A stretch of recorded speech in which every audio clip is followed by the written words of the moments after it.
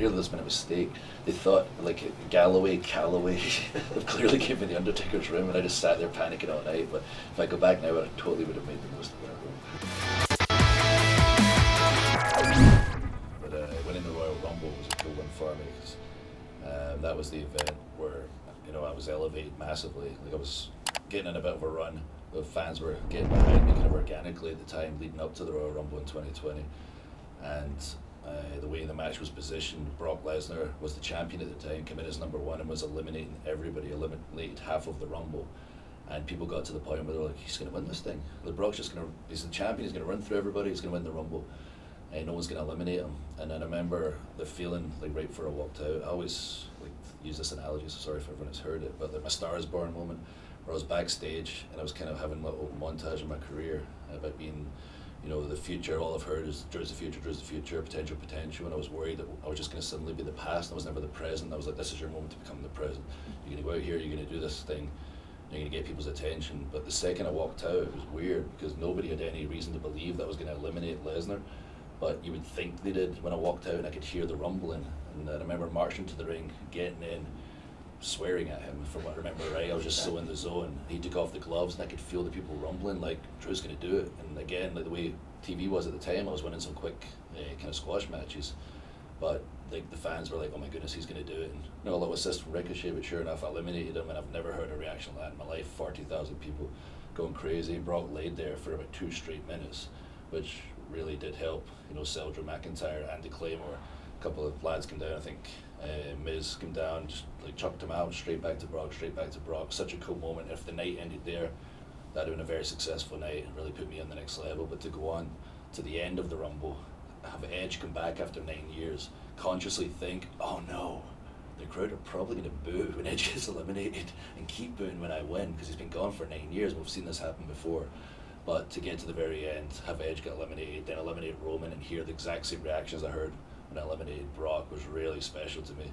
The fans had rallied behind me like that, and then I saw the videos online, and the bar in Glasgow, like the reaction of everyone acting like it was the, you know, cup final when someone scored in the last minute. So yeah, that's definitely up there, probably at the top. Just how difficult it's been with the pandemic and obviously losing the title. I know it was important to you to have the title with the fans kind of watching. Has that been a kind of, not struggle, but just disappointing? Yeah, it is, but also like, we can never predicted how long it was going to go on. Realistically, I had the title for over 300 days, and I was in the WWE title picture for a year and a half straight, over that technically. So you know, the people who see enough of the same thing, they're going to get sick of it eventually. It was unfortunate I didn't have the live fans for the majority of it, but I think it's a good thing for me that by the time we came back, I didn't have the title that I'd had for so long, and we're going to have to watch me go through my journey again. How am I going to find my way back to the title and make that exciting when I finally get my 3rd championship and my first in front of a live crowd? It'll be a story in itself.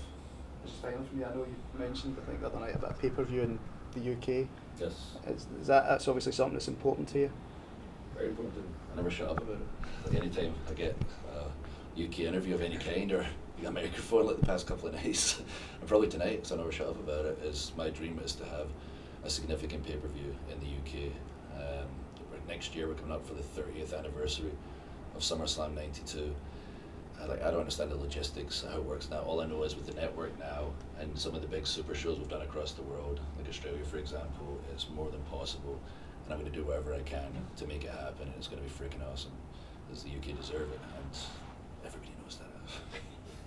Thank you. We've got time, we can do go around again and do one quick one each. That's cool. You talked about obviously the pandemic that happened, and with your relationship with Vince over the years. During sort of when COVID happened just for WrestleMania last year, and then you win the title in the Performance Center, how did your relationship with Vince sort of, you know, expand or progress through that year of COVID, from sort of winning in the empty arena with Brock to then the next year back in front of fans in Tampa? It definitely grew during that period. You get the opportunity to have more one-on-one time with the Bossphere involved in more significant segments, and obviously opening Raw most weeks, having long matches, I would get the chance to be in his office a lot more. So it was awesome in the sense we're building a relationship, which is important in any job, to build a relationship with your boss, especially WWE, and also learn. every time I was in there, it was always something he would say. I'd be like, of course, I'm trying not to sell it. Like a light bulb just went off. It's something that's obvious to him, but not obvious to myself. So I got to learn a lot during that period, but also start, building that trust with him, where he can trust me to go out on television and know my character, and if I feel something, go in that direction. And also outside the ring with interviews and represent the company, building that trust during that time, and that was very important to me. To keep doing that and feel like I've done it to a significant degree now, that he knows that he can put me in any situation or trust me with anything to represent the company, and I'll knock it out of the park.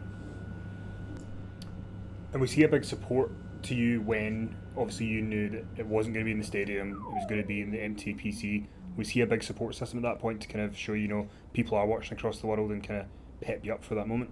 Yeah, I mean, he basically said what I was feeling already. We're both feeling the same way by the time Mania came around, and obviously it was his decision to keep pushing ahead and give the world an escape when everything else shut down, every sport company shut down, every entertainment company shut down. We were going to push ahead, and I was fully supportive of his decision. That everyone needs an escape right now. If we get to be that escape, that's freaking awesome. If I get to be champion and lead the charge during these difficult times and give people something to tune into when they're stuck at home, that was awesome. But yeah, we were definitely the same wavelength for that one. I want to go back to the book and ask about one wee story that stuck out for me, and it's when you thought you'd stole Undertaker's hotel room. I want to ask, has there been a more terrifying moment ever since that, and have you brought it up with Undertaker? I don't think I mentioned it to him. I probably should. I'm sure to find it amusing. But yeah, that sucked. I wish I knew what I knew now back then, because I had this lovely, lovely room. It was so gigantic, and I had like a dining room and a giant kitchen, and all I did was just sit there worried awake all night, because I was like, clearly there's been a mistake. They thought Callaway they've clearly given me the Undertaker's room, and I just sat there panicking all night. But if I go back now, I totally would have made the most of that room. And I'll definitely tell him that story as well. I have done a couple of impressions to him, which he doesn't find as amusing. I reminded him when I tried to grow the beard when I was younger. It wasn't going very well back when I was on the road full time. I kind of walked in, just walking up to him, sir. It's like, I've got more hair in my ass than you've got in your face, boy. I've done that to him a few times. I need to tell him that story as well. And one wee quick one aside for that, I've asked a few people this and get brilliant answers, so I hope you can deliver. Who's the biggest locker room prankster in WWE? Who's the biggest prankster? And if you need to think for that long, that probably means it's you. No, I mean, I can't, there's not really that many, there's many ribs as there used to be anymore. I mean, not towards me anyway, but I'm mental, people are worried about them or something. But I'm sure it goes on. I mean, Riddle seems like he'd be up to some tricks. Thank you. I just want to ask you a quick one, Drew, if you took time to speak to some of the superstars that have not been to Glasgow yet, to let them know if they're getting on the mic the night that it's Glasgow or Yes. Glasgow. Yes, I correct them every time somebody says it. I correct it, and then as soon as I saw Edge at the last pay-per-view, I was like, mate, it's not the glass cow grin. There's no glass cows. You can search Glasgow high and low, but you're not going to find any glass cows. It's Glasgow, ready, steady, go. If you want to get fancy, Glasgow, but just ready, steady, go. Just think of that, there's no glass cows. It drove me nuts when I was a kid, when I didn't realise it was obviously a wild line to pump in just for the UK, because JR's voice would change so much. I'd be like, ladies and gentlemen, we're coming to Glasgow. As a kid, I was like, one of these days, I'm going to correct them all. And today is that day. I correct them all. Brilliant, brilliant. Earlier when you mentioned people like The Rock and John Cena, have you ever had any approaches or any suggestions of doing any acting work yourself, or is that something you'd like to do? It's funny, in the past few months, how many people have been asking that. It's not something that I considered. I remember saying to my wife, I've been getting that a lot, and she's like, well, you look like you've fallen out of Game of Thrones or Braveheart or something, that's probably why. But yeah, I mean, I keep pitching this movie, and I'll pitch it again for the millionth time. If anybody wants to make Braveheart 2, where if zombies are still the rage, Batista just had a zombie movie come out where either a couple of things to get Wallace's body parts back from the corners of the UK and his head off London Bridge and put them back together, or Evil Dead style, they find their way back to each other and reform, and Wallace comes back as Zombie Wallace to wreak havoc in the English. Like Braveheart 2, The Rise of Wallace, I'll play Zombie Wallace if someone wants to make that movie. Yo? I did want to ask, when the pandemic hit and everything shut down, How was it wrestling in the empty arenas with no fans? Did that make a change to you at all? I mean, luckily I started wrestling in the UK when there was not much of a scene, so I used to wrestle in front of nobody, so it wasn't much of a shock for myself. It was definitely a shock for some of our superstars, but yeah, for me it was just more unfortunate for my opponents because I hit hard to begin with, but because there was no fans there, I knew I had to up the physicality. So like a lot of people got their chests nearly caved in with some of my chops, and I knew like when it came to those matches, it wasn't going to be as much playing to the crowd, which I mean I'll do a little of, we all do, but I'm more focused on the matches. But a few of our talent definitely had to up their in-ring game and tighten up certain parts of their game.